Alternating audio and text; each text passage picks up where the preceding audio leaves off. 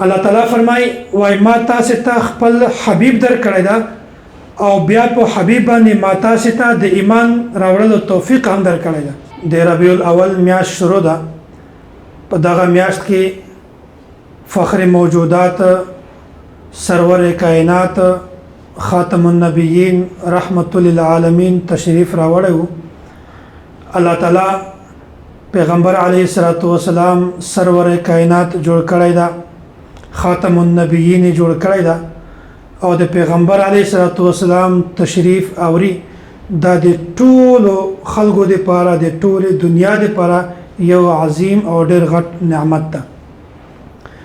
الله تعالی په موږ تاسو باندې دوا ډېر غټ نعمتونه کړی دي او بیا الله تعالی فرمایي چې دا دوا نعمتونه په تاسو باندې کړی دي دا د ماده طرفه نه په تاسو باندې یو غټ عظیم احسان ده. اسه خود الله تعالی د طرفه نه ډېر زیات نعمتونه دي خدا دوا خاص نعمتونه دي.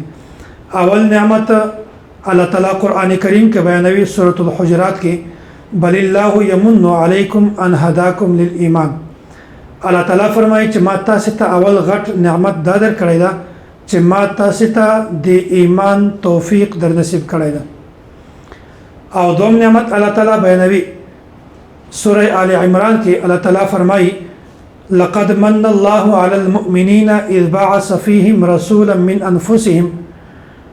وای په تاسو باندې ما یو غټ نعمت ده هم کړی دا چې په تاسو کې دینه ما تاسو ته پیغمبر در لېږلی ده یتلو علیهم آیاته چې په تاسو باندې د تاسو آیات تلاوت کوي ويزکیهم او د تاسو تزکیه بیانوي ويعلمهم الكتاب والحکمه او تاسو ته د کتاب علم او حکمت ده هم بیانوي.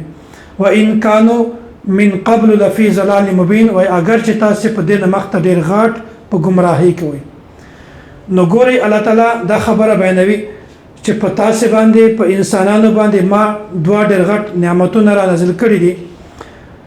یو غټ نعمت دا ده چې ما تاسو ته د ایمان توفیق در نصیب کړی ده او دوم تاسو ته په رحمت للعالمین د رحمت والنبی میرا نازل کړی دا په هغه باندې می تاسو ته د ایمان توفیق تر نصیب کړی دا. دا په بل الفاظ کې دا بیانوي الله تعالی فرمای وای ما تاسو ته خپل حبیب در کړی دا او بیا په حبیب باندې ما تاسو ته د ایمان راوړلو توفیق هم در کړی دا.